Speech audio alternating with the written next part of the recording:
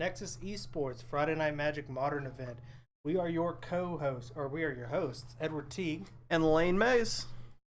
Tonight, to start with, we have Jake with Narset Cannon and Mike with Amulet Titan. Looks like both players are getting ready. I think they're rolling for firsties here. Oversized dice. And the double sixes. That'll be good. So I'm a little interested because I spoke with Jake right before we got started, and Jake calls his deck Narset Cannon. He briefly described it as a type of reanimator deck, but instead of going for something like the old Gristlebrand or something like that, he's going straight for the Narset. You pull up Narset real fast. I know Narset was really powerful, a really big staple in Commander. And I think that the deck is just revolving around using Narset and Lighten Master, which I'm pulling up on the screen right now. By using Narset, you can just essentially cast the top 4 cards of your deck for free. And if he's got stuff like take extra combats, take extra turns, he can just keep swinging with Narset. And since she has First Strike, she pretty much can hit whatever she wants. Not to mention hexproof. She's slippery as hell. Not able to get killed. Also, of note, she is in American colors or Jeskai. So that's going to mean that they play all the Jeskai control. Yeah. Well, I imagine there's also going to be a good amount of red take extra turns. Oh, yeah. I wonder if I think he runs that one card that, like, in the turn, and then at the end of your next turn, like, you lose. I doubt it, but that would be an interesting tact if he did. No, I refuse to lose. All right, looks like Mike is starting it off with Soccer Tribe Scout. It looks like a Gemstone Cavern, correct? It might be Field of Ruin. Oh, yeah. Yeah, that looks more right. Sorry about that. Yeah. So Amulet Titan is an old combo deck. Used to go off in like turn 1 before your opponent could even respond. Back in the old days of Amulet Bloom. Yeah. Or Lotus Bloom. Not Lotus Bloom, Summer Bloom. Summer Bloom, that's the card. Which is banned because of this deck. But it was just ridiculous. Like, on turn 0, here comes my Titan with double strike, trample, and like +4/+4. Well, I've seen recently where people can even get kills with it on turn 2, even with its current incarnation. Yeah, I've definitely seen that.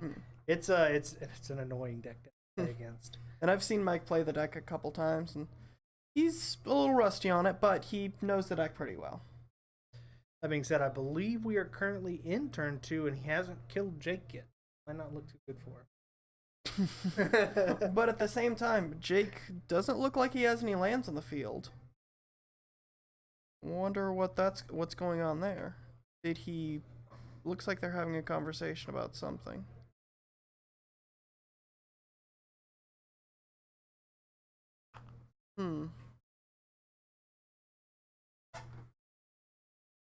It looks like something is going on.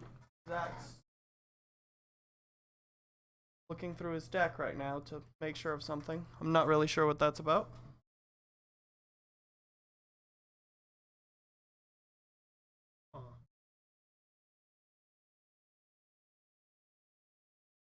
Right back. All right.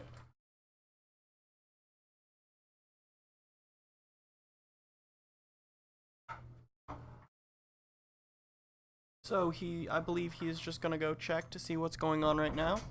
The game should be resumed pretty soon. But just a little bit about the decks. If I believe correctly, Narset is gonna be taking extra combat steps, swinging with Narset, obviously, and just try and combo off once she gets her first swing. What's going on? Ooh.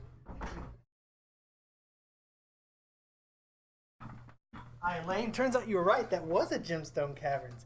But the reason it was so off color because it was a proxy. Oh. That he forgot that he had left a proxy in his deck. So it was Gemstone Caverns. You were correct. Can you pull up Gemstone Caverns? All right, sure thing. Oh, man. And see, that's why I was sort of confused. Oh, right. Actually. that up there. That's why I was kind of confused, because it didn't seem like he played, or it started on the field. Because with Gemstone's effect. And since Mike was indeed on the play, I was wondering what was going on. Starts out with a turn 1 Faithless Looting with a Gemstone Mine now. Trying to get those that Narset and other stuff, I assume. Yeah. What is that? Oh, I think... Is that Exalted Hour? Or not, Finest Hour? Finest Hour, I'm not... Oh, I'm gonna be so excited if that's Finest Hour.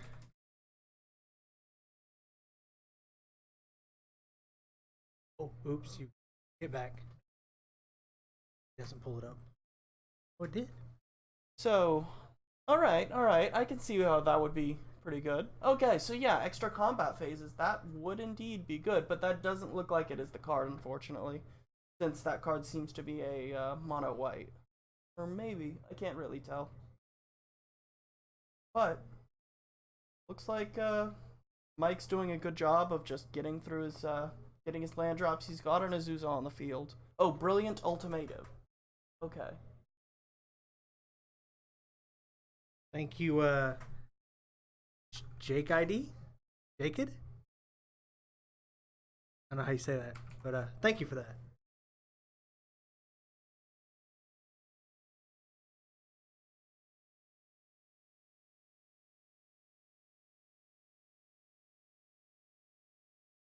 Okay. So, okay. Then separates them into 2 piles. You pay any number of those cards. Okay. That seems like a pretty good idea, and that kind of goes along with what Narset's going for this. Wouldn't you say? Yeah, oh yeah, definitely. That'll definitely go well with this deck. Well, it looks like Amulet Titan has hit the critical 6 lands, and they're scooping it up. Yep. What you can do about that? Yep. I feel like that means that Mike has taken game 1. I think that's for the record for the event. All right, moving on to sideboarding. What do you think is going to come in for Jake here? Oh, he's got to have an answer. Like he needs to get a really cheap answer to Amulet of Vigor. Like it's got to come out. I'm not 100% sure what colors he's playing. Well, I would assume at this point he's playing the white, blue, and black because he's got a Brilliant Ultimatum. But at the same time, he could not be playing black just because he doesn't need to cast it for its mana cost. Oh, definitely. So at the very least, we know he's running Jeskai colors because he has to cast Narset. Even he may not cast Narset. He may reanimate it. That is very true. So pretty much, no matter what, from what we saw, we can't really decide anything. We saw Faithless Looting, which means there could be red. And with red, there's not many good answers except Double Bolt for prime time. I mean, it's bad, but a Shatter would work. Or Ancient Grudge if he's at the same time for that, yes. Ancient Grudge would be good if he's running green. Generally, Reanimator decks are running black, obviously. If you said he was running Reanimator, correct? He did describe it as a Reanimator type of deck. Okay. So he needs a 1 or 2 drop way to get rid of Amulet of Vigor. I mean, he'll be on the play this game. I thought he was on the play last time, but that was really confusing, so I'm not sure. But he needs an answer. Well, we'll get into this game and see what goes on. Looks like Jake is mulliganing for down to 6. Mike looks like he's keeping, I would say. Oh, he's definitely keeping. He's just doing that thing that we Magic players do, where he's just gonna sit there and yep, I got my hand. Yep, I got my hand. Well, it'll be interesting to see what do you think Jake is looking for? Those sideboard pieces or that first that fast Narset? Goryo's Vengeance would be a way to cheat out Narset in Modern at instant speed And That provided you never actually end your turn, right. you could win as long as you can keep getting those extra combats and keep everything else. I hadn't thought about that actually. Because you only need, so you wouldn't be taking like extra turn spells. You'd just be taking combats. Yeah. And then of course, Okay, so Jake here is Jake's roommate. So he says he knows the deck. And he says there is some very jank stuff in there. So that really makes me happy to see. Looks like exiled Simian Spirit Guide for a Faithless looting. Maybe he's looking for a land or just good sequencing. I'm pretty sure the one card on his far right is a land, so it's hard for me to think that he. There's another Brilliant Ultimatum in the graveyard. I wonder if he has like he's dumping the spells to the graveyard, so it must have a way to play the spells from the graveyard. Maybe. I don't know, Jake. Can you give us a little help here? We would love to see this deck before Titan goes off again. But it looks like Mike does have the turn 1 Sakura Tribe. Oh, that's an Into the Infinite, I believe. Now that'll be some interesting stuff. Good old City of Brass.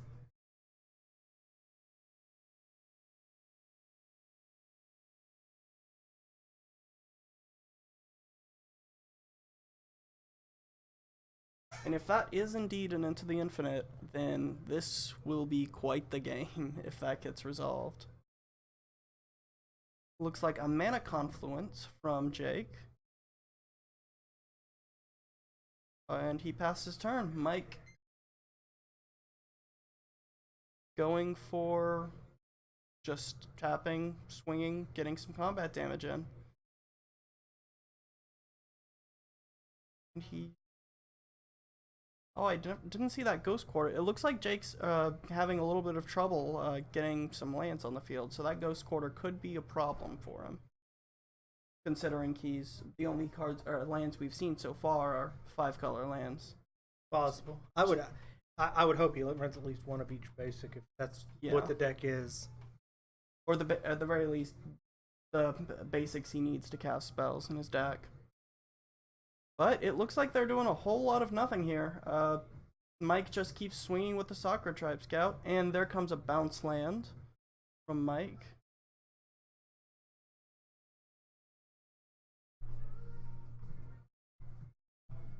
Okay, Omniscience and Omniscience and Into the Infinite. Okay, all right, I like that. Okay.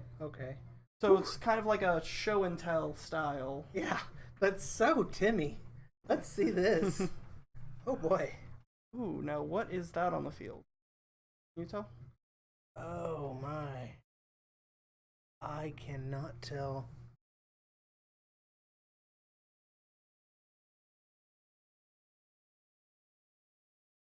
It almost looks like some kind of Sphinx. I can't tell what it is.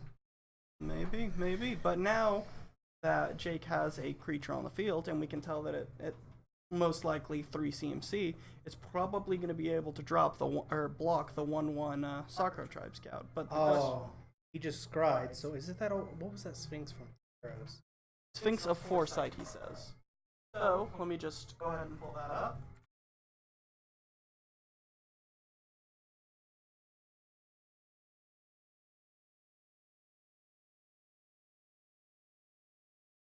So this is the new Sphinx, Sphinx of Foresight. I'm guessing he didn't have it in his opening hand, but he did have to exile another Simian Spirit Guide. With it being a 4/4, it most definitely though can block.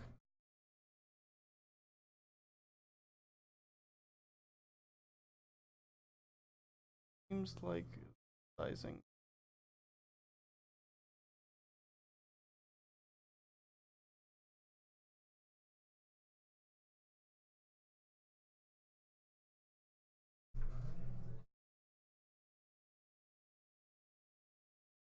Okay, so like Jake is getting ghost quartered. Oh no.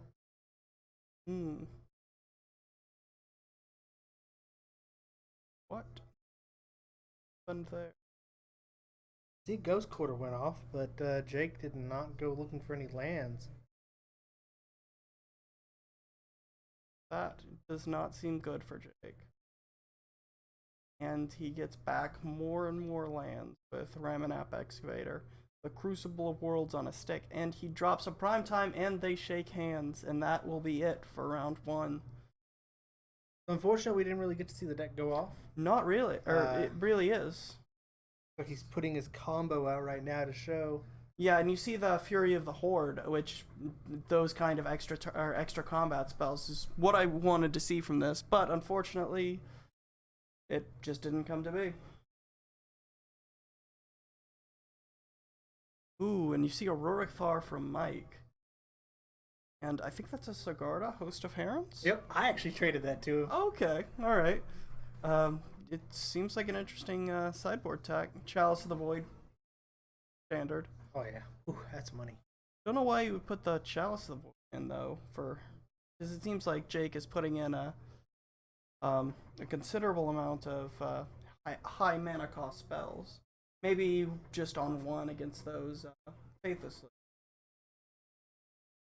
Possible. So Jake in the chat says the deck is capable of turn ones, but it's not too consistent. And most decks that have that turn one capability, they're not very consistent. I myself play a Devoted Druid combo. I'm capable of turn 3 at fastest, but most of the time I go off 4 or 5. But yeah, and that will be it for round 1. All right. Any final comments for it? Like I said, it's a shame we didn't get to see the deck go off. It definitely looked interesting and unique. I've never heard of something like it, so little on the Timmy side though, which I'm not saying like not necessarily a downplay. You know, Timmys have their place too, but you know they made Eldrazi for Timmys, which ironically, you know, he wants to cast Emrakul. Yeah. Amulet Titan, I mean, consistent. It's not the deck though that I remember with turn 2. He seems to play it more for the he turn definitely 3, turn 4. He definitely plays it a bit slower, and from what I've seen talking to him, he likes to try and put in as many alternate win cons instead of focusing hard into the combo, which, in my personal opinion, that's what I would go for a lot more than. For you guys? That's what I would go for a lot more than, say, going straight for the or going more. Sorry. I would say going straight for the combo is a lot more consistent than going for all these side branching paths, but if that's what works for him, by all means, the deck seems good. It definitely runs more consistent. Like, I've seen people play the turn 2 version, and I've seen them get it off consistent, and I've also seen other people literally pick up the exact same deck and play it knowing exactly how to play it and not have that consistency. So I'm not going to accuse nobody of nothing, but I do think that the way Mike runs it is a bit more consistent than the traditional forms that I've seen. And it's definitely a good play style for him, and I feel like it worked in this round 1. All right, so we're going to turn it over to advertisements and wait round 2. Be back with us.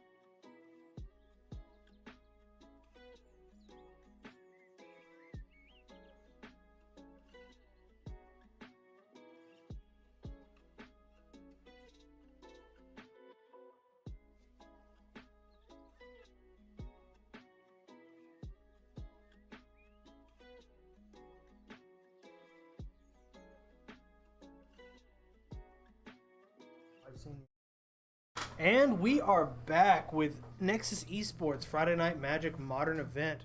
Once again, your casters, Edward T. And Layne Mays.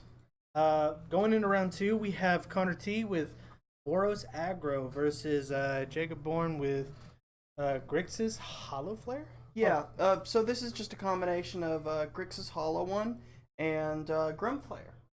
So he's running things like Zatalpa, just a bunch of things with high number of keywords, and with that you can just... You delve them out and then you give it all to that one creature, right? Mm-hmm. Yep, I remember this thing. Oh yeah. And is it Grixis? Yes, he said it was Grixis. All right, he's starting out with the turn one mountain. What is it? Faithless Looting? Well, Faithless Looting, yeah, but what's the other one? The Street Wraith. How could I forget? Going down to 18. And there's 2 Cyclers. I believe they have Hexproof, correct? I think so, yeah. So, that'll be interesting if... I know he can't reanimate it by any means, but 2 discards right there. Unfortunately, no Hollow one on turn 1. Shame to see. Actually, I believe one of the really cool things is he actually beat Jeskai by putting out an indestructible Hexproof.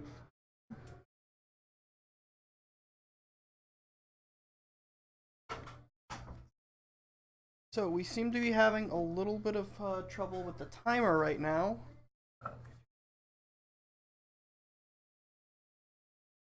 And we're going to reset the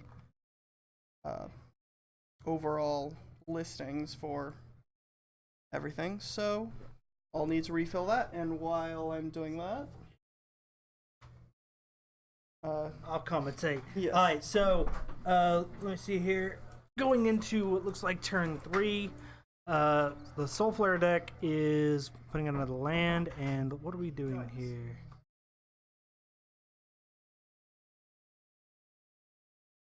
Oh, that's... Well, I know that card. I'm just trying to remember what it's called. That is a Tassiger. Yeah. It does Delve, it's a 4/5, and then you can pay 4 mana to let the opponent put a card from the graveyard back into the...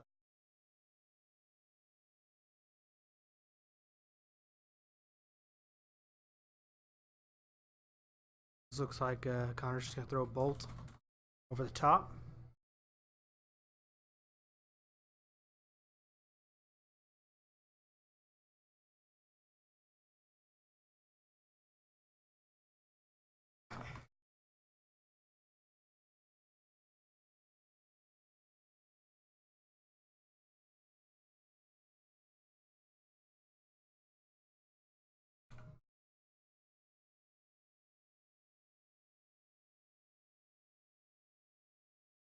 And that Tasker is going to turn into a pretty big beat stick if this game goes on too much longer. Now, you're saying Connor was playing Boros Aggro. If he doesn't drop more creatures, I don't see how this game's going to go. It's definitely slow for some reason. I would expect Boros to already have like a Boros Elite or a Figure of Destiny, a Legion Loyalist, any kind of 1-drop. Right now would have been like the play, but I guess he just didn't have it in his hand.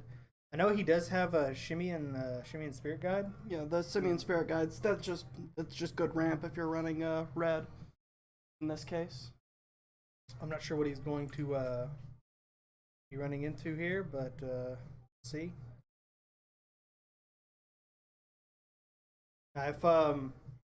If it's the kind of deck that I think it is, he should be running a 4 of Path, or at least a 4 of Chain to the Rocks. Chain to the Rocks was the Boros card, right? Enchant target mountain you control, and then when it comes into play, exile creature until Chain to the Rocks leaves play. It's an O-ring for 1 that needs a mountain. Good card. That Path, anything, but what is that? That looks to be a Hazoret, but since Connor has more than 1 card in hand, can't attack, can't block. It's a 5/5 indestructible. Now, he's blocking with, what creature does that look like down there? I can't... Is that a creature that he blocked? I believe so. No, that seems to be. Either way, Connor's already down to 8, and not being able to do anything here just seems rough. And there comes in a Glory Bringer. That won't be able to kill the Tassiker, but it'll be able to chip down Jake's life total just a little bit. Yeah. Oh, Hazoret is a 5/4. My bad. A lightning helix so apt right now. Something to just. A lightning helix would definitely help Connor stabilize quite a bit. But main thing is Connor needs to get cards out of his hand so the Hazoret can start swinging and blocking. Oh, that's a Chandra. Chandra will be very helpful with that aspect of it. Giving him the 2 red to cast cards in his hand, or at the very least, just flip cards and deal damage, increasing the race. Also, Connor, I believe, only has 1 card in hand. Yep. Yes. Oh, well, then that'll be great for him. And that'll be game. Nope. Yeah. The unexpected. Unexpected turnabout. I mean, that's Boros in a nutshell, though. It's gonna play close to chess. Going into game 2, I expect Connor's, if he's got a sideboard set up with all the answers, I'm expecting a rest. Oh, rest in peace. Any sort of graveyard, even a relic of Progenitus, and before the delve would be amazing. He just does not need any graveyards. So he's like, you know what, screw graveyards. Jake, I'm not really sure because I'm not 100% familiar with the deck. I'm not sure what he can play against Connor. The only thing, because he saw so few creatures, he could technically run things of a far-reaching one, but to tribute to hunger. He eats that Hazoret and gains the 5 life instead. I think if you're Jake, you're just trying to get bigger creatures. If you try and get that Soul Flare out with Indestructible, Double Strike, Flying, then you can just block that Hazoret for days. True. The other thing I can think of is, does Jake have any lifelink creatures? That would also do it. I do believe Soul Flare gives the creature lifelink if you exile one with lifelink. I think the only one he has in the deck, from the few times I've played against him, the only one he has is what is it? It's the 2 mana 3/3 I want to say with flying and lifelink. I don't know what that one is. I know there's the 3 mana flying lifelink Death Touch Vampire Nighthawk, and then there's the 2 mana lifelink Death Touch Gifted Aetherborn. Oh, it might be Aetherborn. I think I might have gotten those 2 combined. Oh God, does it get every keyword the creature has, or does he have to choose a keyword? No, it's specific. It's a specific number of keywords, but if a creature is exiled with a keyword, then he gets that keyword. So he doesn't get Forest Walk or stuff like that, but Trample, Lifelink. Here, I can bring up the card on the screen. So the reason I ask is if he exiles a Vampire Nighthawk, he, like, just that one alone gives him 3 keywords, right? Yes, I do believe so. And it will give him Flying, First Strike, Double Strike, Death Touch, Haste, Hexproof, Indestructible, Lifelink, Reach, Trample, and Vigilance. Ooh. So imagine a Vigilance Soul Flare. Just blocks the Hazoret or any other creature.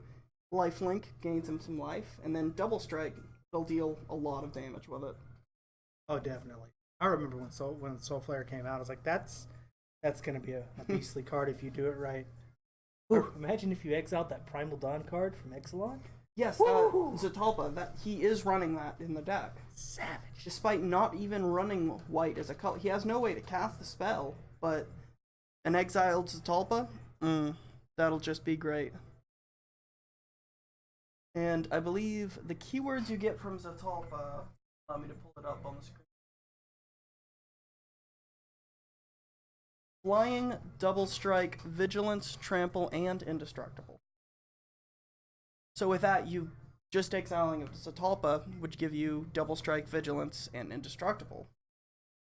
That would be enough. Alright, so going into game 2, it looks like Jake's on the play. He's going to crack a fetch. I imagine searching out for a red. Well, we're probably going to see a turn 1 Faithless Looting here. Always a good play. I do hate that, and I might have missed this, so correct me if I'm wrong, but I do hate it when Magic players just like take their fetch land and just dump it to the graveyard. I understand that the motion is almost pointless, but it's Well, good to go through the motion. well, especially if they are if they are playing it and then immediately sacking it, the other player gets no point of priority before that fetch land hits the graveyard. So there is no real reason for doing that. Well, I remember. I mean, obviously it's not a thing anymore, but the old stifle, right? You played yours, they played theirs, they cracked theirs, you crack yours ahead. Yours hits the field first, tap it, stifle. Oh look, you're landless. Well, definitely, but putting it directly in the graveyard just means, okay, I'm going to activate this ability and it's going to go to the graveyard. Now, before I touch my deck and grab it and start searching, you can do whatever you want. So that would be a good point for Stifle. It looks like, though, he does have the turn 1 hollow one, which that's just a 4/4 that can start swinging. Can you show me the hollow one real fast? Pull it up. Yes.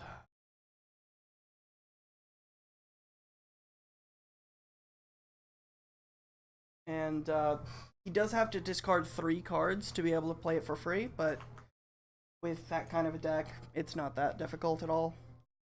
He's already got quite the sizable graveyard, and if you look, there's the gifted Aetherborn I was talking about earlier to give it life, or to give his Grimflayer lifelink. Imagine if he has. I imagine if he has a Grimflayer in his hand, it'll be coming down next turn, or he could be waiting until he gets a Zatalpa on the field. But what were you looking at for the hollow one? Oh, I was actually unfamiliar with it. I can see why. Yeah. Because with faceless looting, dear God, that's too good with faceless looting. Yeah, that's why when the deck first became popular, everyone was calling out for a faithless looting ban, and even still, people still want faithless looting. And Ethan, yes, Grimflayer cannot block Blighted Agent. You are right about that. Not much you can do except bolt it. You would bring that up, wouldn't you? But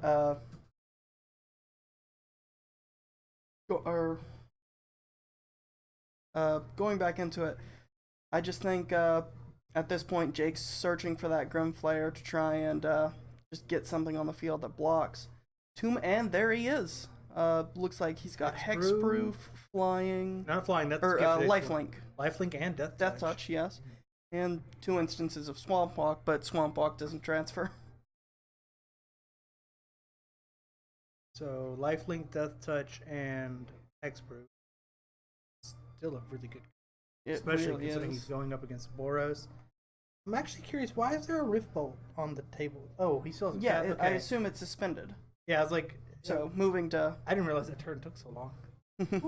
Well, I think there was some sort of he had to declare which cards he was exiling, and once he did, then he just took a bit to wait to see if Connor would respond with anything. But it looks like that monkey is not going to be doing much. I'm almost wondering why he didn't use the Rift Bolt to kill the Grimflayer and then crack the Goblin. Just to get that final point of damage in to kill either a Hollow One or a Grimflayer.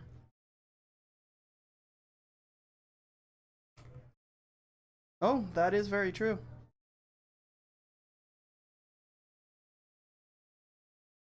But with the Grimflayer having lifelink, that's going to be quite a bit of room to go.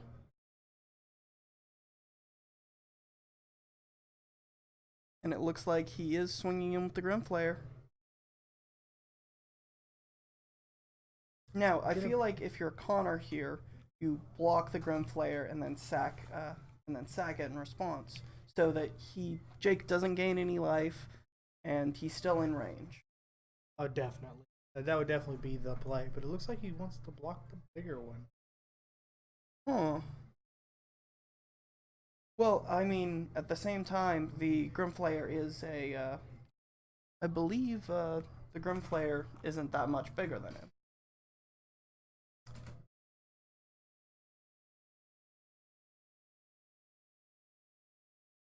or not Grim Flare. Yeah. My bad.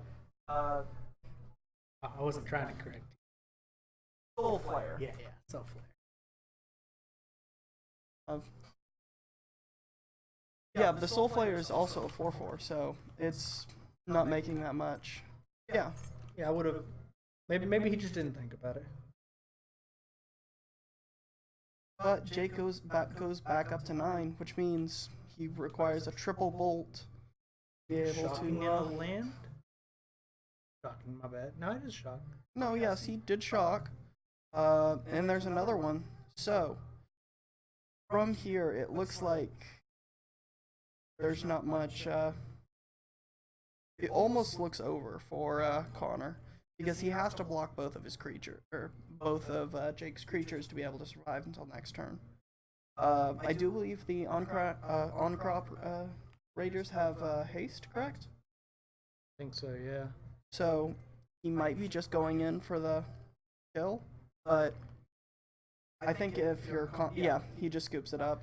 I think if he had blocked the lifelink creature and then sacked, like you said, it would have kept Jake down, and that might have been enough to kill him. Yes, because he would have been down to, I believe, 6. Well, no, yeah, 5, because he would have down the 1 damage with the ping. But yeah, going on to game 3. So who do you think is favored in this matchup? I think Jake has a slight advantage in that Connor is counting to 20. If Jake can get something that says, and now you have to count higher, I think Connor definitely lacks the ability to count above 20, at least fast enough. As we saw, right? Give it a little life link and boom, you're good. If Connor can't figure out how to deal with things like what he just dealt with, that's going to be the problem. No, I do not believe this is standard versus modern, as Connor does have bolts in the deck. Now, while it might mostly be modern, it might mostly be standard. All of Amonkhet block is no longer modern, or is no longer standard legal. So I assume this is just his old, if I remember correctly, Connor used to play standard quite a bit, and this was his old just red deck wins that he used to play. Yeah. But from what I've seen, he's done pretty good whenever he's played it. So he could definitely go the extra mile in modernizing, getting those 1-drops I was talking about. Definitely something like Monastery Swift Spear, Goblin Guides, just something to get more aggro with it. But I mean, it is what it is. He just needs those things. He'll have to get them. Sometimes you just play with what you got.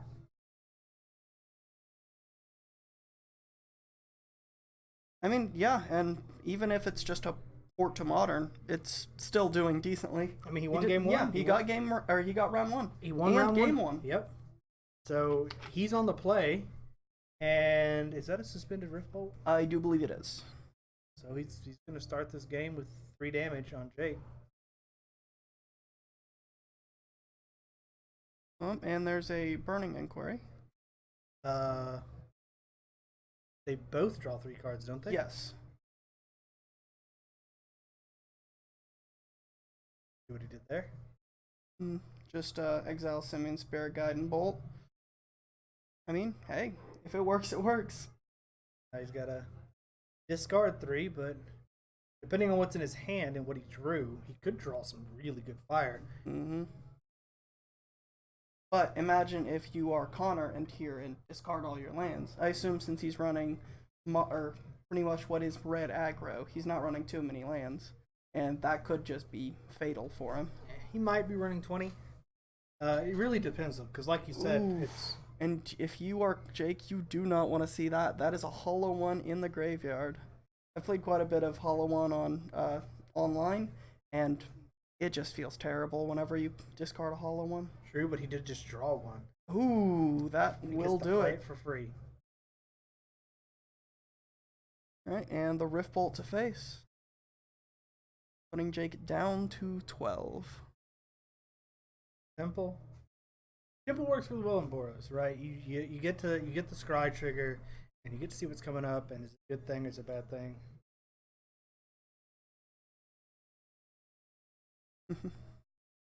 All one's going to start evening this up if Connor can't keep tax on Jake here, which he didn't really use that mana. And there's the fetch. Getting him up to 2 mana. Here we could see a goblin. What is it? Goblin lore. In which, if he draws more hollow ones, by all means, that would certainly put him farther in the hole.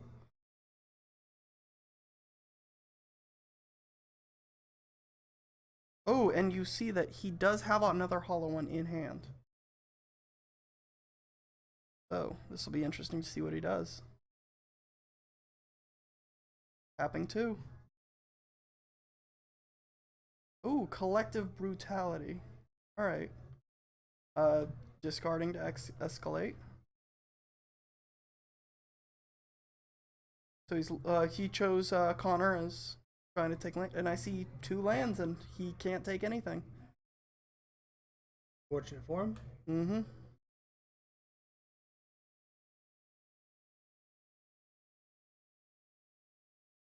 Now, that does seem unfortunate for Jake because he couldn't get down that second hollow one in hand, but I think he feels comfortable where he is right now.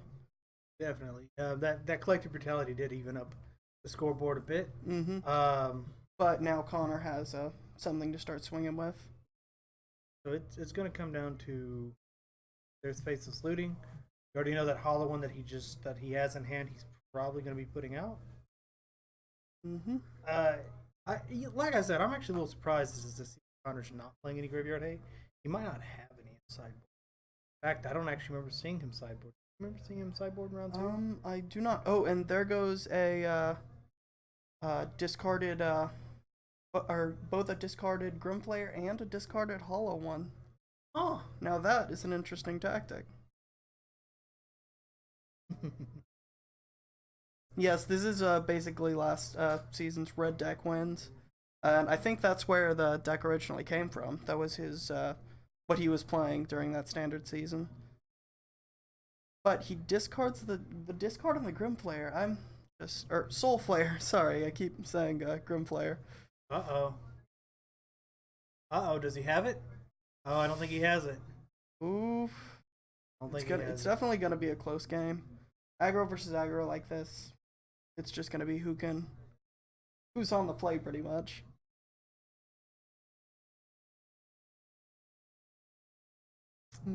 Jake can't get lifelink, and he's got to get lethal. No, I did miss it. There was a lightning helix. There's a lightning helix in the graveyard, so He does have his lightning helix. Mm-hmm. Surprised he didn't. Plus an exerted on-crop crasher. Can't block. And there is the Soul Flare. Haste, flying, hexproof. And that'll be haste, flying, and hexproof. That will do a considerable amount of damage.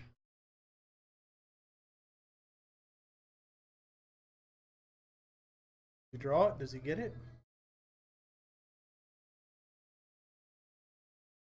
Oh, and yeah, that might do it. If he exerts the crasher, he stops one of them from blocking and swings both. That should be lethal. Depends on what Jake might have. Huh? The thrown down card. Came down to a close game. It really did. But red deck wins. It's just really fast. Jake did not have enough life.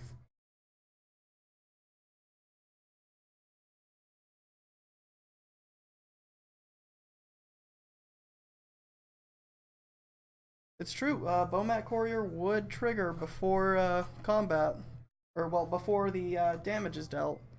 But I think in this case, Jake saw that it was over, so just scooped it up.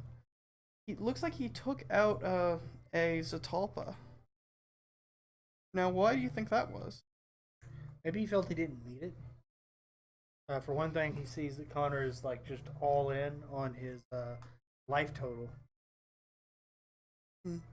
But at the same time, it also looks like there's a Gifted Aetherborn in there, which the lifelink, I imagine, would just be critical for this kind of a deck.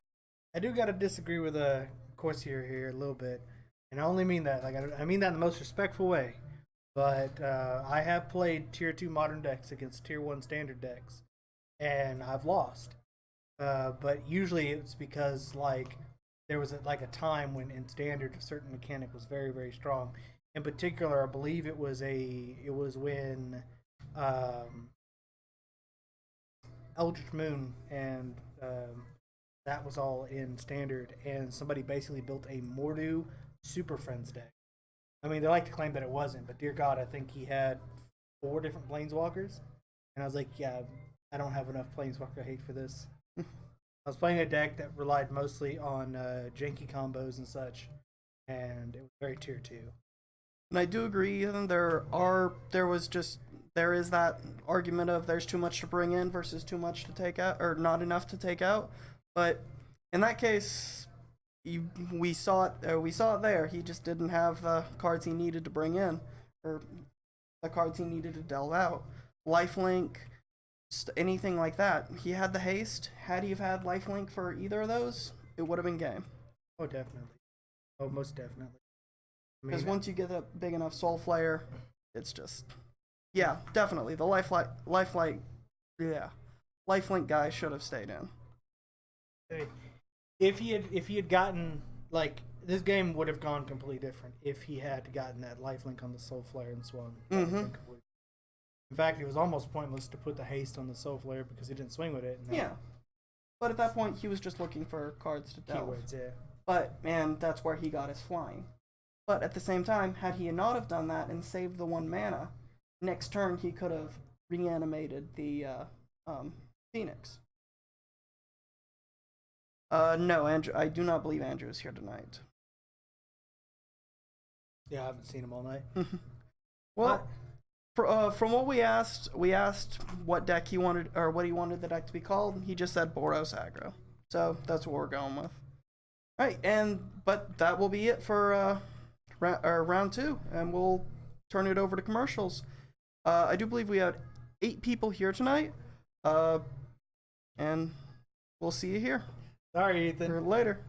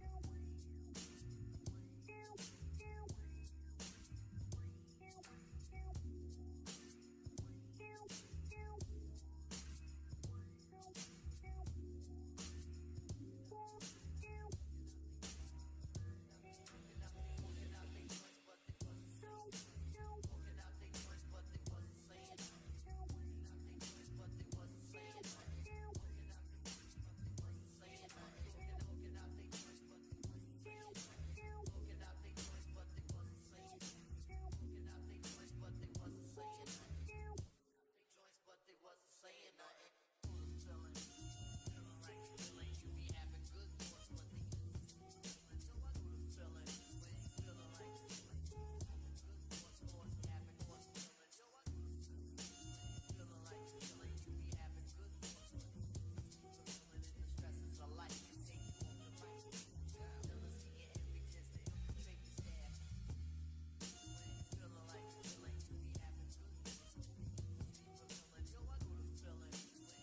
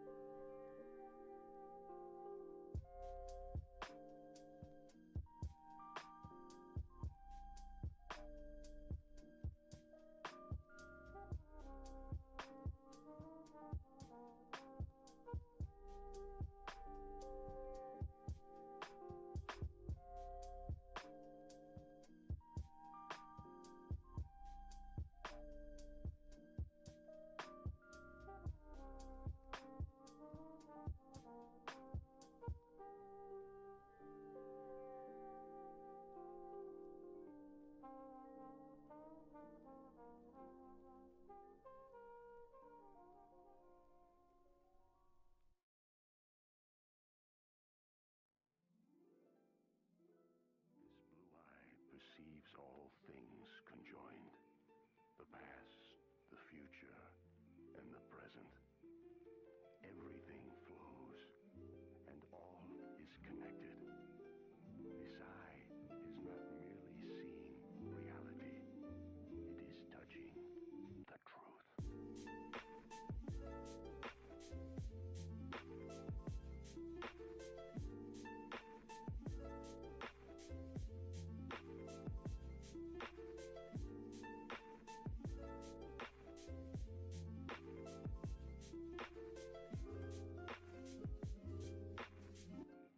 There is nothing to fear.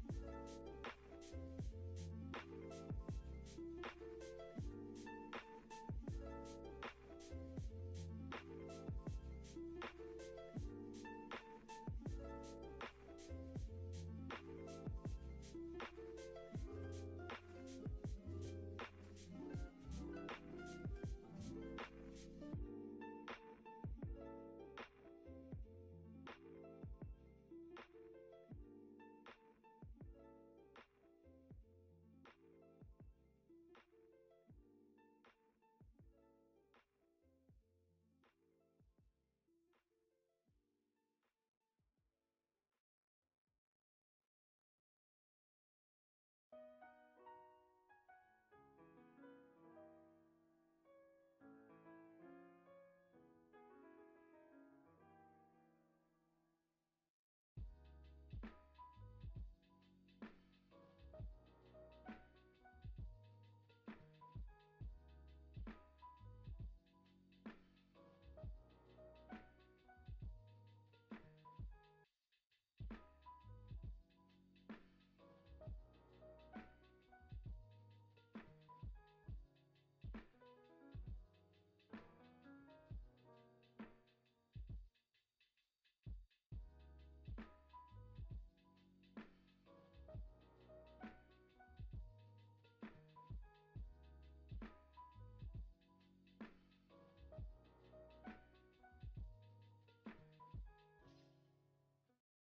And we are back, moving into round 3 for this tournament. So we're gonna start right now. We've got James D on another Boros aggro deck versus Matt W, who's playing Titan Breach. Now, if you know me, you know Titan decks are kind of my thing. But this will be interesting to see. I've never really seen a Titan Breach deck go all out. And for those of you who don't know, Titan Breach is a deck that uses Primeval Titan, which is the core for many kinds of Valakut decks. Not to mention, just one of the all-around best creatures in the game, right? So good, it's banned in Commander, because at that back when Commander was first forming, people just ran Titan in any green deck they could find. And Matt plays a turn 1 Valakut. Not exactly what you want to see. Generally, you want to get some sort of green source out. It also opens you up to a lot of land hate. But seeing that James is playing aggro, he's not really going to see that. So Come on, let's see that Stone Ring come in here out of nowhere. That would definitely be interesting.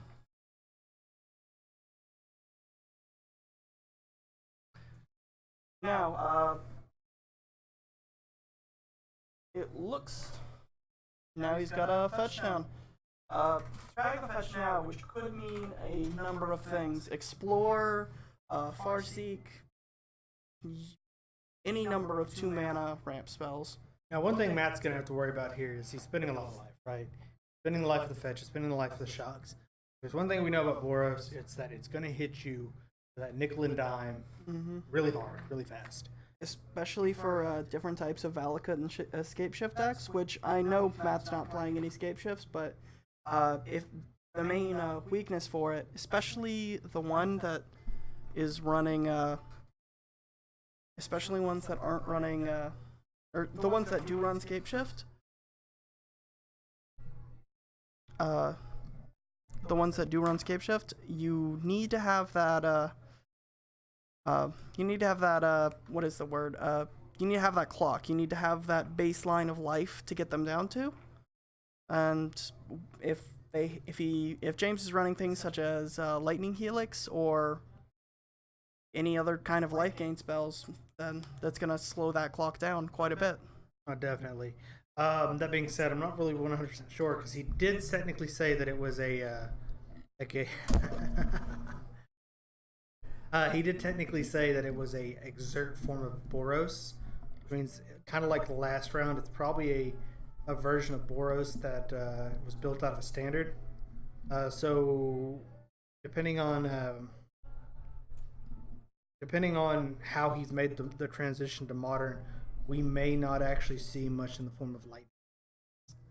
Well, it'll definitely be interesting to see moving forward in the game. Matt's already at 4 lands, which if he makes I don't remember if he's made a land drop this turn, but once he gets to 5, that's where that critical through the breach comes through. Looks like he has exiled a Simian Spirit Guide, and like I said, through the breach. Now, most likely, what we're going to see here is a primetime coming down, netting him 4 lands, or. And I'm not 100% sure, but I think Matt is running, last time I talked to him about the deck, he is running, what is it? The biggest Eldrazi, Emrakul. Which, if you're running a Through the Breach deck, running an Emrakul is always good. And there's the Summoner's Pact for the Titan in response to the Breach.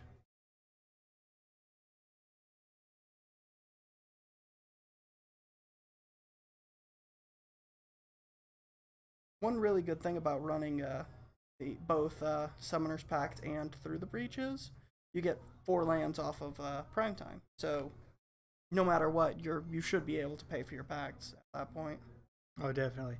I did have a funny engagement the other 2 weeks ago where there was an elf deck that played a Summoner's Pact on like turn 3 using elf mana, and then came to my turn and I blew up his mana dorks. Come back to his turn, he only had 3 lands. I'm sorry. Feels bad when you lose to a pact. And thank you, Zeth, for the 250 bits. Also, welcome to the stream.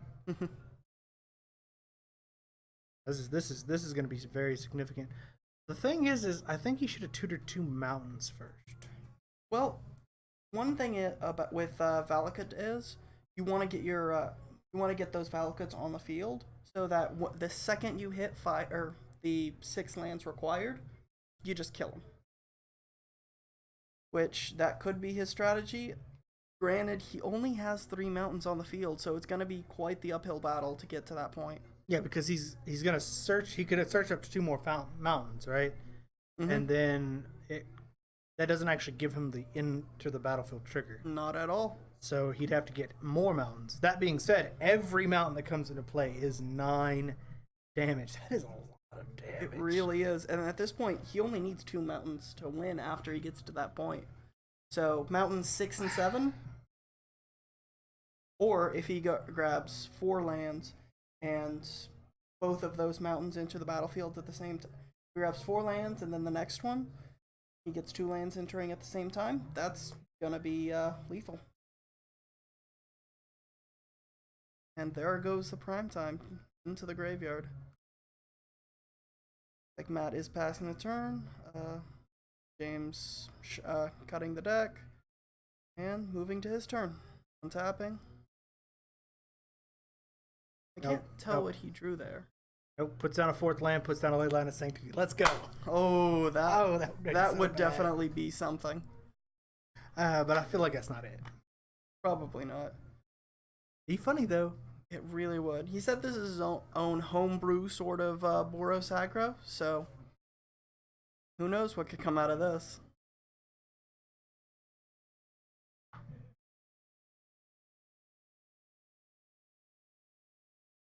Oh, yes, that is a Glory Bound Initiate. So that's just another one of these Exert cards that is going to start swinging, doing a little bit of damage. I think at this point, if Matt gets another bomb on the field, James is just dead. I mean, definitely if he drops another through the breach prime time, it's over. 4 mountains entering play, nah. Oh, Ethan is right.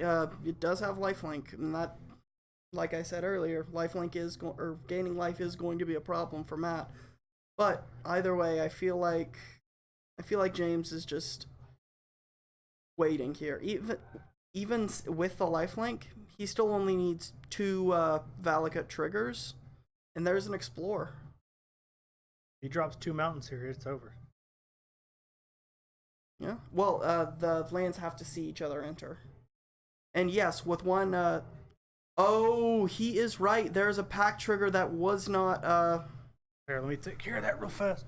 Yep. Won't be a big problem, but... Alright, there was a pack trigger that was not paid for. And, that could result in the game. Not 100% sure how the ruling is going to go for this. I believe there was earlier in the tournament, someone had a dispute with Pact, and there was a, I mean, yes, he does have to play. But there was a dispute earlier in the match where something like that had happened. And let's see what he does. What did he decide to do about this? I just made him tap down his lands. Okay. He had the mana. There's a ruling, I think now. You can't forget to pay for it. Okay. Like, let's say you missed the trigger because you just like, oops, my bad. The judge, instead of going, no, you lose, would go back, pay for it. If you can't, it's different, right? If you can't, it's different. But you can't forget to pay for it. And it looks like just within the small amount of time we were talking, they scoop up the cards. I believe Matt got it. Oh, definitely. I mean, with that many Valakuts on the field, it doesn't take. The first mountain lands. coming to play is 9 damage. The next mountain coming into play is 9 damage off the fetch. And he was at 18. That's gonna be lethal. I'm not sure where the 4 is coming from, but yeah, close game. What I would like to know, though, I've played against Matt. I know he runs an enchantment that runs all his lands, every basic land type. In addition Prismatic Omen, yes. That works so well with Valakut. Then Valakut becomes it. Yeah. Fetch lands become it. Everything becomes a mountain. So Ethan is referring to the first time me and him played. I was on Titan Shift at the time, and so what happened was game 1 we were playing. I think I won game 1. We moved to game 2. I go to fetch, or I go to search my library for a prime time with a Summoner's Pact, and I forget to pay the pact. We move to the end of the game, I lose, and he says, hey, did you forget to pay your pact there? And I was like, oh, yeah, I did. It didn't matter too terribly much, because I had lost the game either way. He just killed me with Jund, back in the good old days when Ethan played Jund. But, Ethan, why don't you play Jund anymore? Well, I believe Jund is just not very well suited for the current meta, especially the meta at Game Closet and here at Nexus. It's so much fun. It really is. But yeah, so one inside joke between me and Ethan was always, what's the main rule of playing Valakut? Always pay for your pact. And since then, I have a red D4 that I use I'll just set it on top of my library whenever I can't pay, or whenever I cast a pact. Just reminds me, hey, pay for that pact.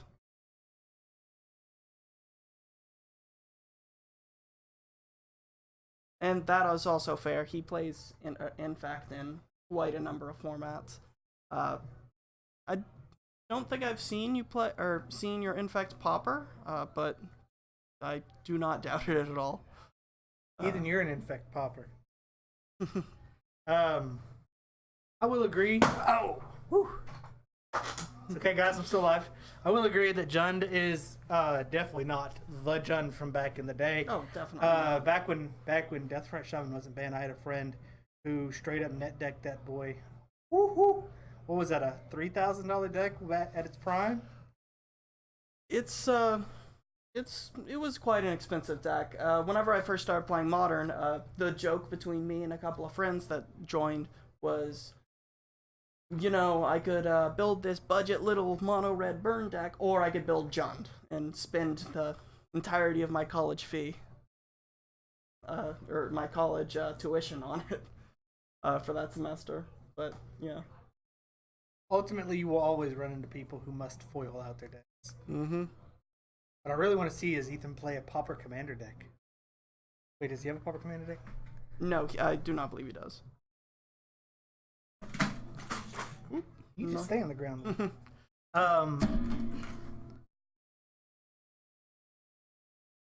Alright, so we're moving on to game 2 of the match. Seems like they're just shuffling up, and we're about to get started. Well, Chance, don't forget that I also lost my Deathright Shaman, so we're both in the same boat.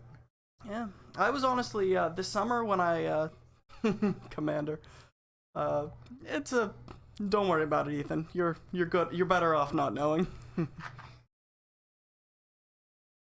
What was I saying? This summer when Deathright Shaman was banned in Legacy, I was just so surprised.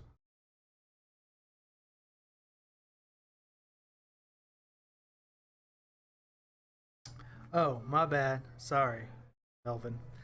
Anyway, so what was I saying? No, there actually is a Infect Commander deck, though. They run Skrillex. Oh, yeah, no, not Skrillex. Skrillex is a dubstep artist. His name is Skittles. I call him Skrillex. Because he's that gross. I mean, it's like Skittlex or something. I know Ethan's going to hate this opinion, but they really do need to revisit Poison rule, because it was originally made for Poisonous, which made sense, because creatures had Poisonous 1 or Poisonous 2. Nothing had Poisonous 10. So I feel like at some point Wizards is going to have to revisit the Infect rule. And I think if they ever go back to Mirrodin as a lore block, they probably will revisit the rule. And that's what has me scared. And Ethan, I completely understand where you're coming from. Parash Food Chain, I used to play Gitrog Dredge, which had the Jake, it is Skitherix the Blight Dragon. That's what we're talking about. But I used to play Gitrog Dredge, which had the capability of turn 1 killing, but it just didn't. It generally got him turn 3, turn 4, which in a Commander game, no one likes. No one wanted to play after that. Oh, and Ethan, I do agree with you. In fact, it's not that it's overpowered. I think that the mechanic is just kind of outdated. Alright, so going into the game, it looks like Matt has a suspended search for tomorrow. This is going on just how Titan decks like to do. We've got the mono red, or not mono red, Boros aggro deck doing what it likes to do, just start swinging, getting Matt's life total down.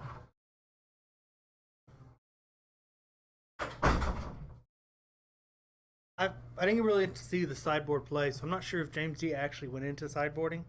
If he did, I hope that he sideboarded in. The best thing, obviously, would be if he did, in fact, have Leyline of Sanctity in his sideboard, but I don't think he did that. Now, Storm and Phyrexian Mana, yeah, those are cards those are different mechanics that they are not going to revisit, especially Phyrexian Mana. They're not gonna revisit that, I think, just because there are so many Phyrexian Mana cards that are Main one being Get Probe. Being able to cast a cantrip for free, it just seems way too good.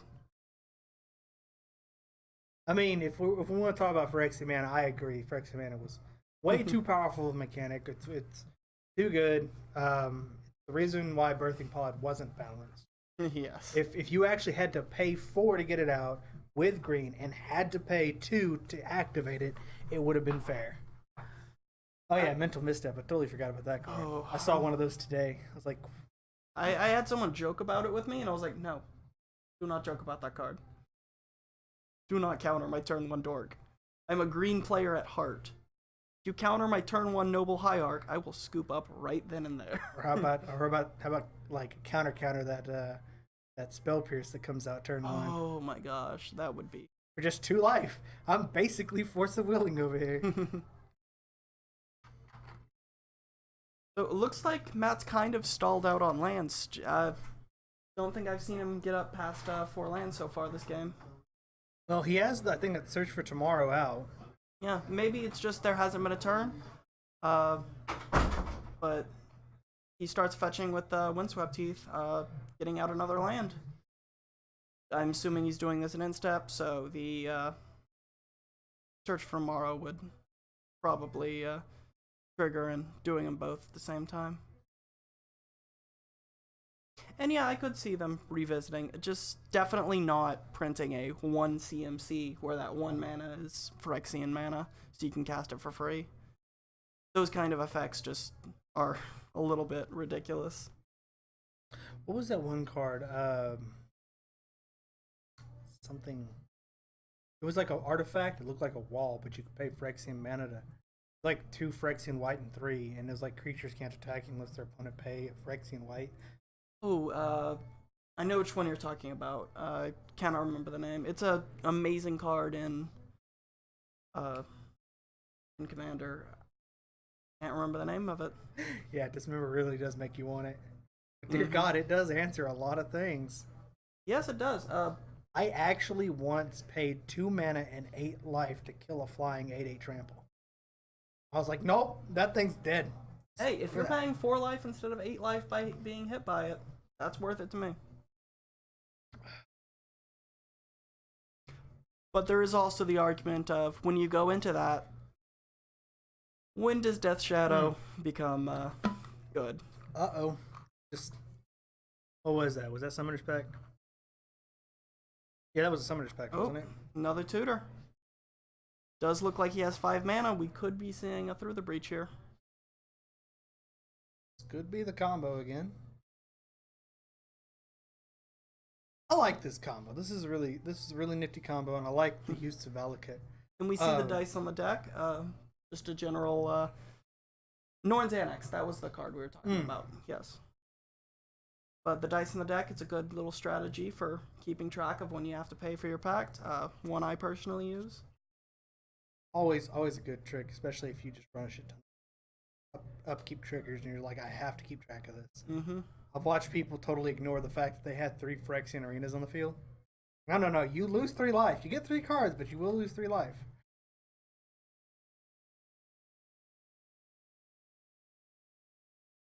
You are right about that. If Grixis Death Shadow ran mainboard Surgicals, that would just be 2 more damage, 2 more power for their shadows. Would be really good. So it does look like, though, Matt gets out the Through the Breach prime time. He's currently tutoring for his attack land triggers. I noticed 2 Valakuts on the field. They're a little bit off screen, but I see him. With those 2 Valakuts, he's got enough damage to start pinging away. Putting James down to 7. Not to mention the primetime trigger itself, or the attack of it itself. I'm not sure if he tutored out the Valakuts with the first trigger. Me neither. But either way, if you have 1 Valakut on the field and you tutor for another one and a mountain, if that mountain will do damage, it'll do damage for both Valakuts. That's true. I just wasn't sure which one he did. I think the second tutor he did grab a Valakut. Okay.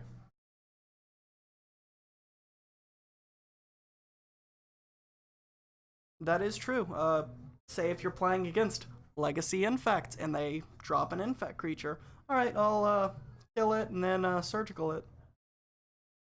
What do you do then, Ethan? Well, like I said, there's plenty of counters to just about everything. It's always about having the right one. Mm-hmm. I will say, whenever I play any kind of combo deck and I see someone puts in a surgical, I'm always shaking in my boots. Not that I wear boots. Yeah, I saw my playset of surgicals. So sad about that. Oh, if I had a playset, I'd be holding on to them till I get out of Modern or get out of Magic in general. See, I had my playset of extirpates, I had my playset of surgical, but because I mostly play decks that have black in, I was like, I can use the extirpate. Besides, I love split second. Split second's amazing. It really is. But surgical's so much more apt right now. And there is the Glorybound Initiate. Exerted, gaining some life, trying to get James out of that hole that he's been dug into. But at this point, Matt just needs to drop a land and James is dead. Yep, that will be 6 damage. Yep. Oh, there it goes. Pays for the pact. Well, that's his paying for the pact. Yeah, that's what I'm saying. Which is good. Good exercise to always pay for your pact. And there's the mountain. Mm-hmm. Good old handshake. I like the handshake. See that handshake again. Instant replay. But no, I agree. In fact, I think me and Ethan played F&M up here once, and we managed to go 3 rounds in the final. And it was game 2 where it was turn 1 push, turn 2 push, and I think turn 3 I played a different kill spell that wasn't push. But yeah, it was. I managed to get the first 3 turns out. So turn 4 I was able to stabilize and do stuff. Didn't have the same luck game 3, but you know what?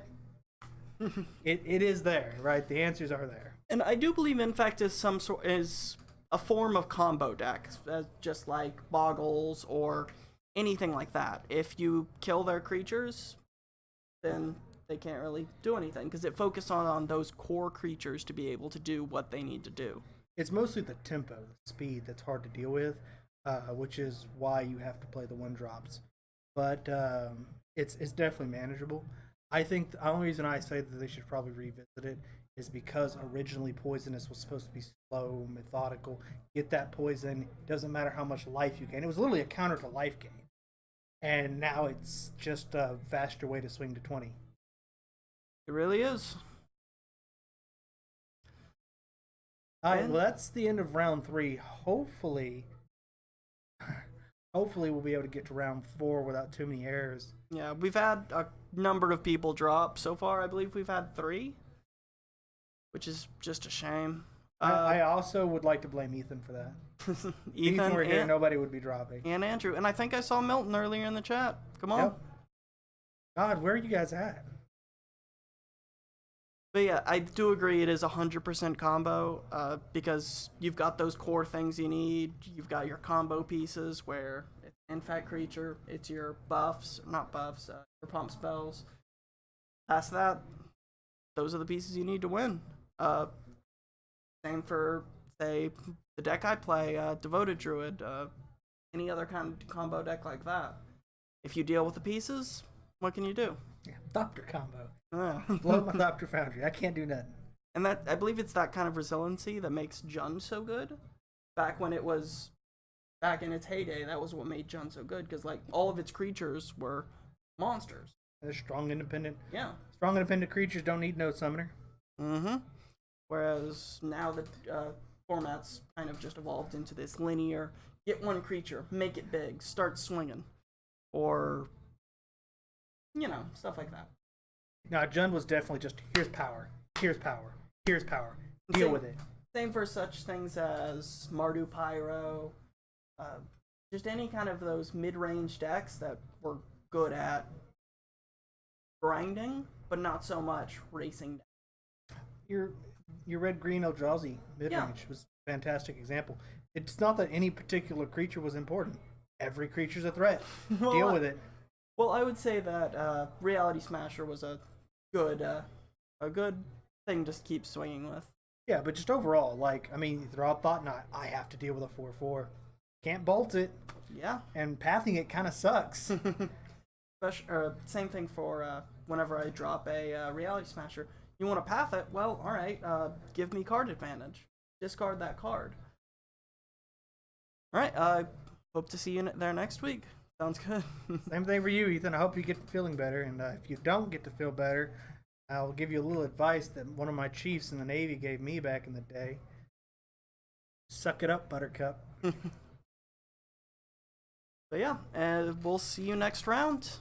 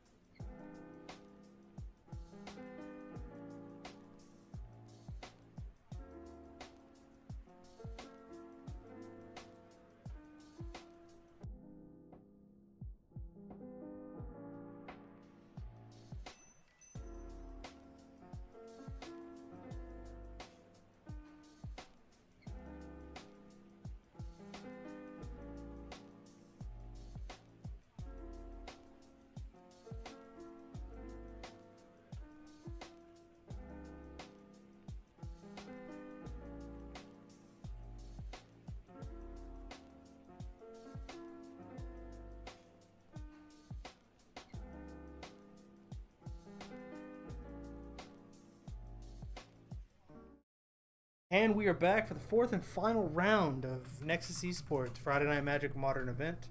Once again, your casters over Teague and Layne. Layne is currently updating the tracker here. Top seat tonight goes to Jacob Bourne and Matt W. Two deck. Sorry, Mikey. Right? Yeah, Mike. But in all seriousness, we've actually seen both decks, Soul Flare and Titan Breach. No, not Titan Breach. Amulet Titan. Whew. Getting this thing updated. Anyway, so should be an interesting match.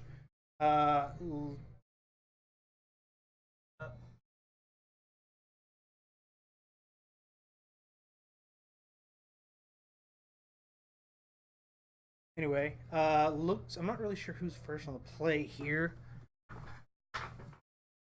Looks like Jake V is going for a turn one or an initial mulligan. So, slight delay.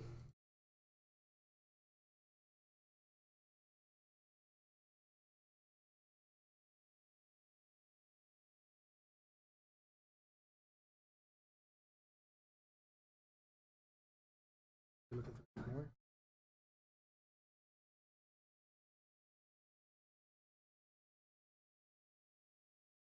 Yes, I know. I'm trying to fix the timer problem right now. Scroll down.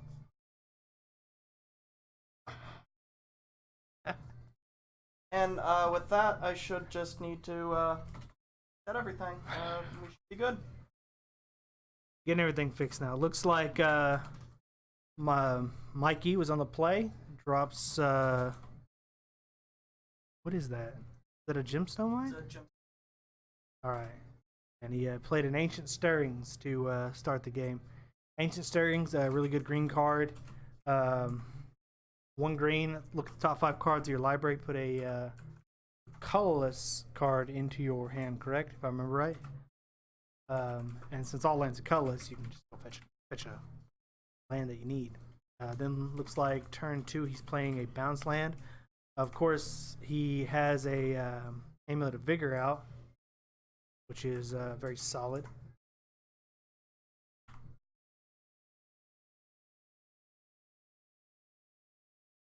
Amulet of Vigor is, of course, the critical combo piece here with Mikey's deck.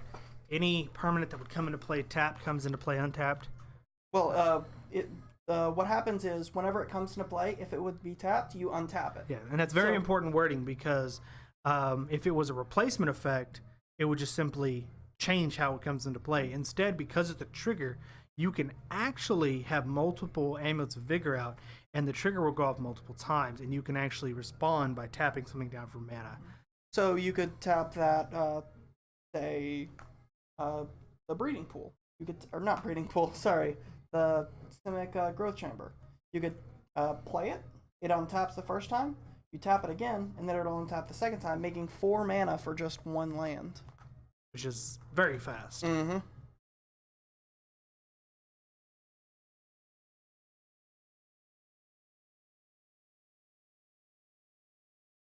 Does look like though Jake has the hollow one.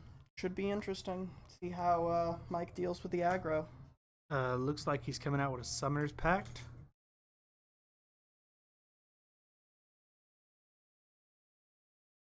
He plays the Azusa. That'll give him plenty of land drops. He still has 2 land drops remaining.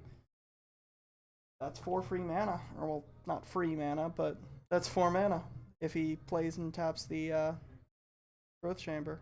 He taps the first one for 2, bouncing the gemstone mine. And he plays the Trinket Mage. It looks like he's going for yet another amulet, just to try and keep stacking mana. And I do believe he still has the 1 mana floating from the gemstone. Yes, I believe so. That'll also give him all the mana he needs to pay for the Summoner's Pact. Mm-hmm. I think... no, it wasn't Summoner's Pact. I actually killed one of these decks once when it tried to go off on turn 2. Because I responded by, I think, a kill spell or something. He responds with a Pact of Negation. Next turn rolls around, he realizes he had 5 mana. He did not have blue. 2 blue. Okay. Whew. That'll always get him. Yep. I mean, Pact of Negation is too good.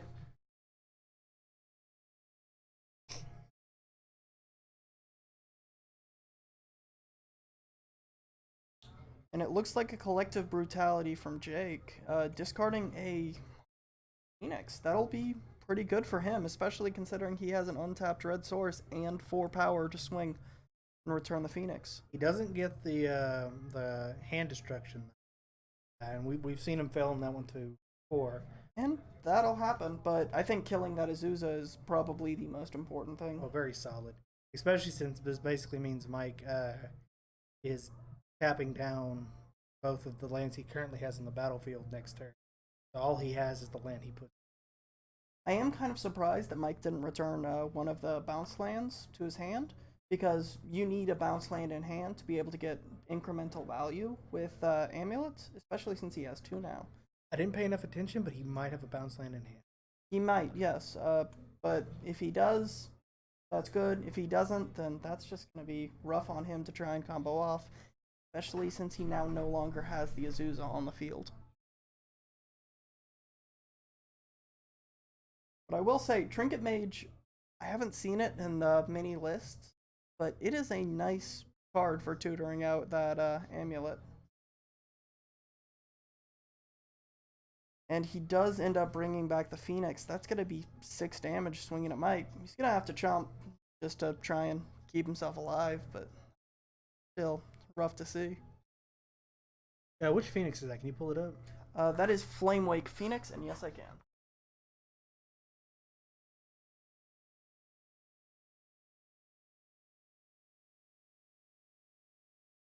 Yeah, so it attacks each turn of Fable.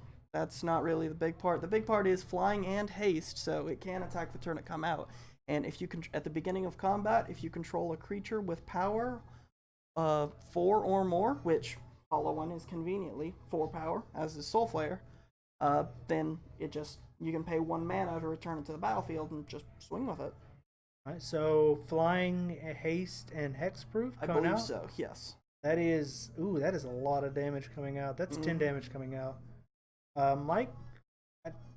Mike with no blockers, this is going to be rough on him.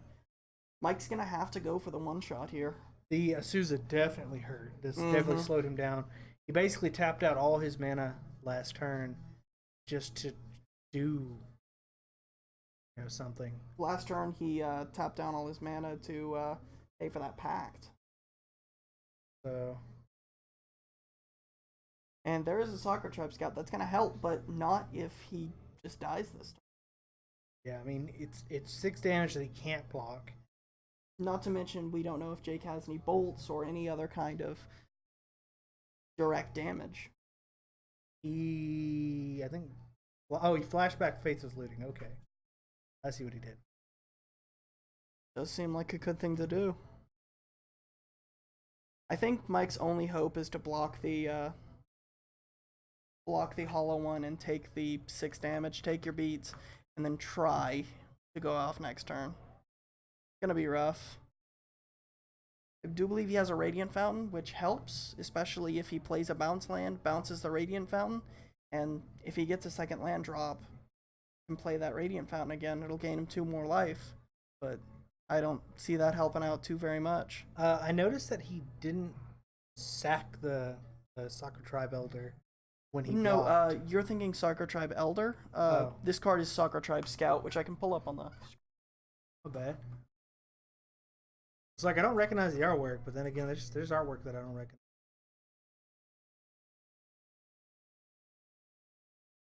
So yeah, this card is mainly focused around tapping it to put a land into play, whereas the other one just tutors your library for a basic.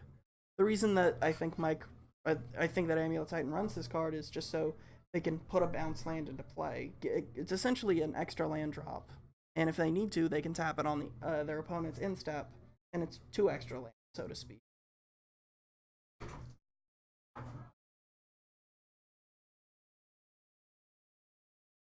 It does look, though, that like Mike is trying to find an answer. Going for that Teleria West, grabbing a Summoner's Pact, and there's a Prime Time on the field. Now, with the Boros Garrison already on the field, it's going to be tough for Mike to kill him this turn. But I think at this point you would need to get a. Looks Oh, like he's and he's scooping. picking up the cards.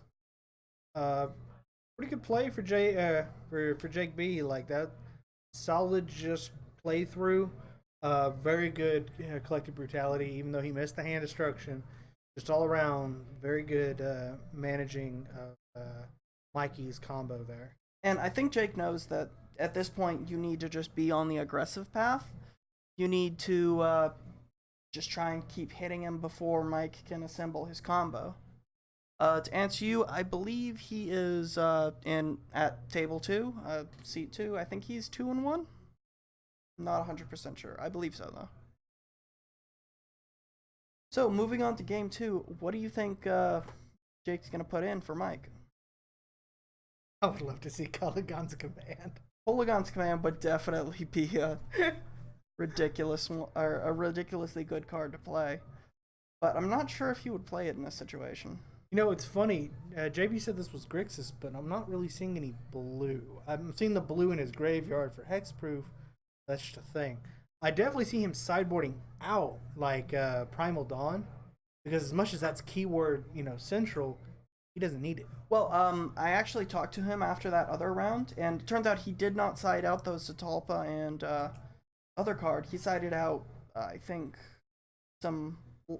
A land and some other stuff, but those were just cards he was showing his opponent. Those weren't cards he was taking out of it or putting back in his main deck. Okay. Yeah. Well, if he gets lifelink on a Soul Flare and Double Strike, it's going to be really hard for Mike to win, because that's the way Amulet Titan wins. It almost does exactly 20 damage when it comes out. Mm-hmm. So if JB can get up and stay up above 20 life, then Mikey's basically panicking, trying to get enough damage to kill him, because JB's going to put pressure on him the whole game. You're going down, you're going down, you're going down. If one swing doesn't kill Jake, I think that Jake can come back from that. And as he says, or as Ethan was saying, Memory's Journey could be one thing he's playing. I think the main thing he's splashing blue for here is, what's the name of the card? Stubborn Denial, because that just counters a spell, I believe. Can you bring up Stubborn Denial? Yes, I can.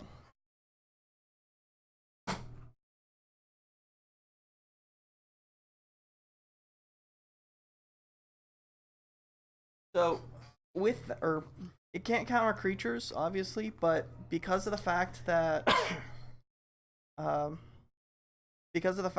Soul Flare, Hollow One, they're both power, both have 4 power, but it still does a decent number of things. It can also do some other things, like you could drop it to try to counter the Summoner's Pact, and I'll pay the 1. Well, now you only have 5 mana floating, so you're not casting that Primeval Titan. And then next turn you have to tap down 4 mana.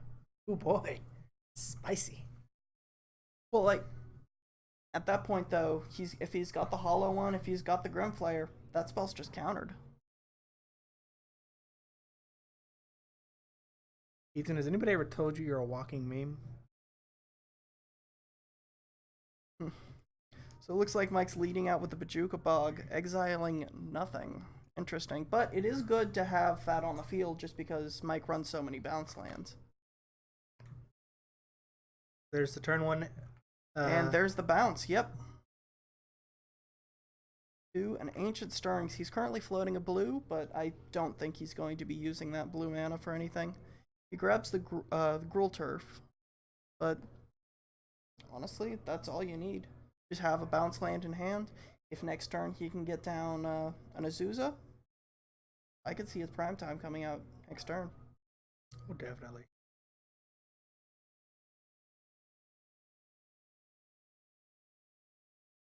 And with that, I could see him swinging for 18 next turn as well.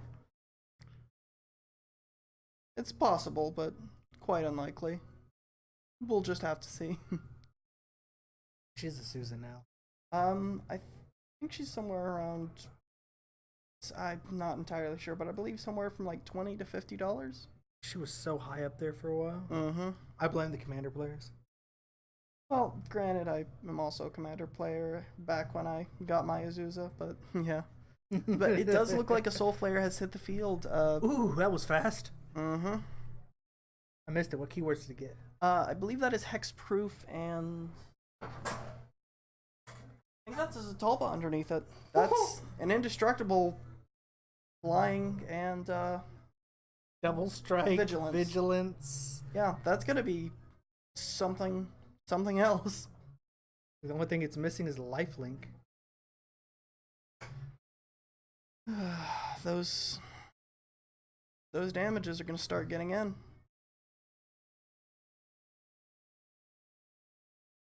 Yeah, taking 8 from a Soul Flare, not gonna be good. And a gifted Aetherborn to boot. Oof. Even if that's not underneath the Soul Flare, that's just still gonna be an amazing blocker. I think Jake's got this game pretty well in the hat.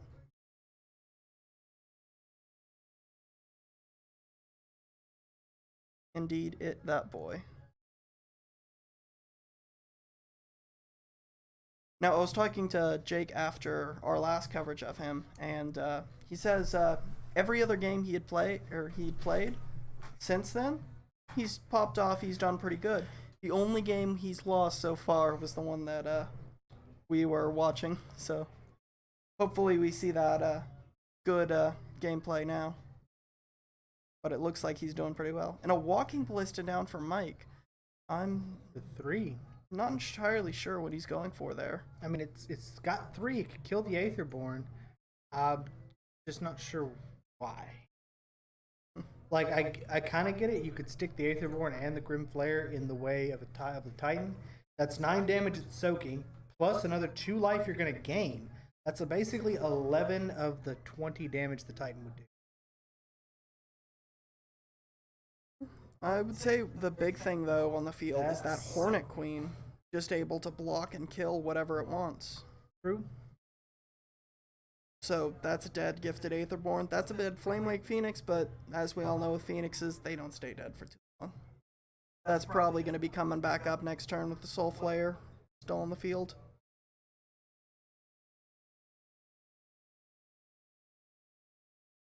Oh, God. I forgot. It also has Trample. Primadon gives it Trample, too. Yeah. Oh. Somebody, I think, forgot about that. That's just a 1/1 Wasp, right?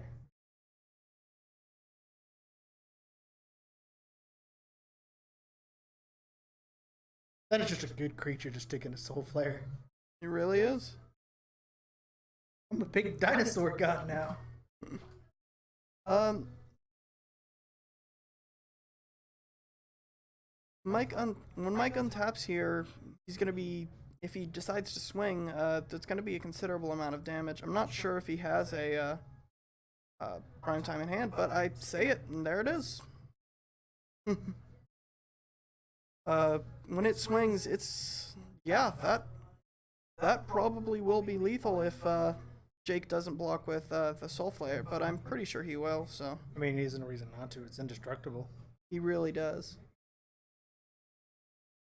So that's going to be that it quite has the possibility of being 18 damage.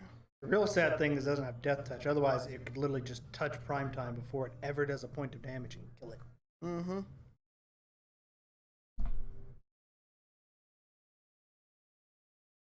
You are right about that, Ethan. But I don't think Mike sees that place considering he just played the prime time.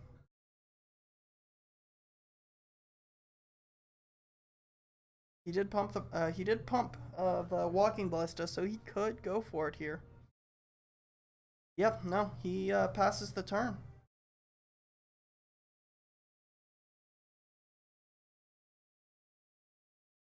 I think Mike is sitting and waiting for the next time he can get the chance to completely combo kill.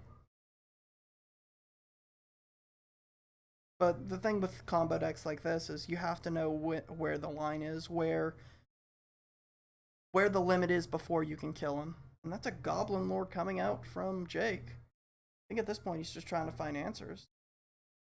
Or discard some cards, you know, as a hollow one likes to do.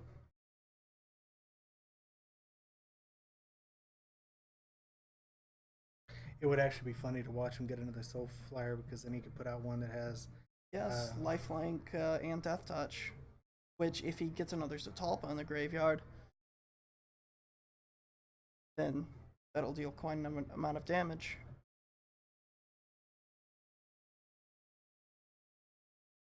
I think Mike is looking to do that with Ballista.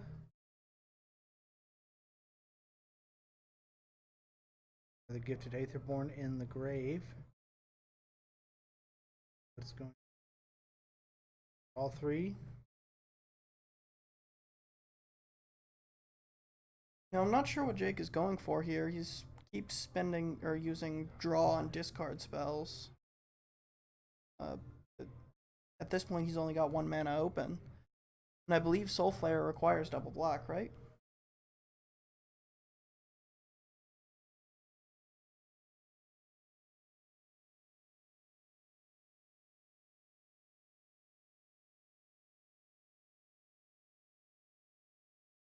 Yeah, with him requiring that double black. Yeah, he wouldn't be able to cast the Indestructible helps, but yeah, I do agree with Ethan. Jake just didn't draw anything. He had the pressure mid-game. The real thing is he actually drew and then discarded 2 hollowed ones. If he could have kept those in hand, he literally could have put enough creatures out. Yeah, just to block and keep him alive for a little bit, I think. My question is, did he in fact swing at Mike? I think he did.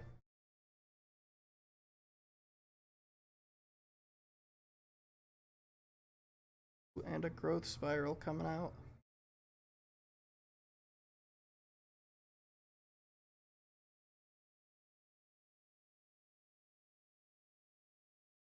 Not quite sure what's going on here.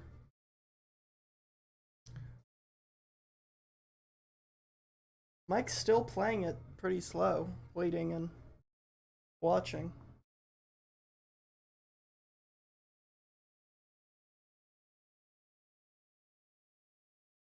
Now, I'm surprised he hasn't pulled the trigger yet so far. So he's gonna go get the 2 lands. Coming to play.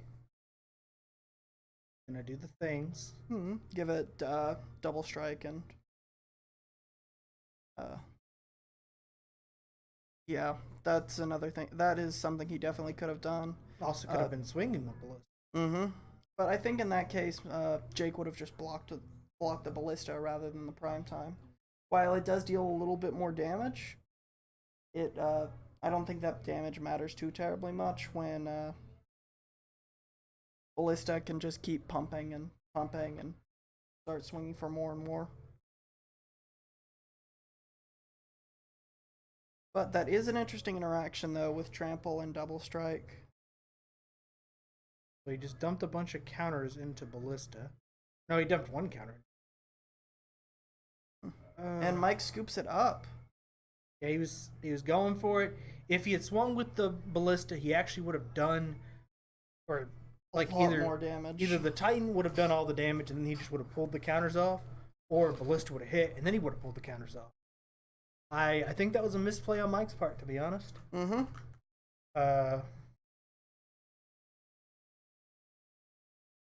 And moving on to what was that? Game 2. That was game 2, right? That was game 2. Jake won the first game, didn't he? They're on sideboarding, so I believe so. Yeah. Huh. Yeah. So yeah, Jake won. I remember, and yeah, that was a bit of a punt from Mike. Huh. Well, it looks like Jake will be taking first for this tournament. they actually tied because they're both going to end up as 3-1. They're both going to end up as 3-1, but since Jake did just beat Mike, he's going to be a little bit higher in the standings. Yeah. That was an interesting game to watch. In terms of prize, though, I think they're going to get the same prize. Oh, definitely. Well, What is it, 2 packs and 6 promos? I'm not entirely sure, but either way, I feel like that was an interesting game. It was a good match. I would have liked to have seen Mike take it to game 3. Yeah, definitely. But Jake got a good soul flare out early. You are right, Ethan. It does depend on previous opponents. But But I believe since that the only person that Mike had lost to was Jake. Jake's gonna be a little bit higher in the. Well, it depends on the previous opponents. Yeah. Either way, that'll do it for tonight's tournament. So once again, this has been Nexus Esports Friday Night Magic Modern event. If you enjoyed what you see, by all means, we are located on the corner of Columbus and 6th Street here in downtown Waco, Texas. Our event starts at 7 p.m. every Friday night. We have been your casters, Edward Teague And Layne Mace. Everybody have a good weekend, and we will see you next week. All right.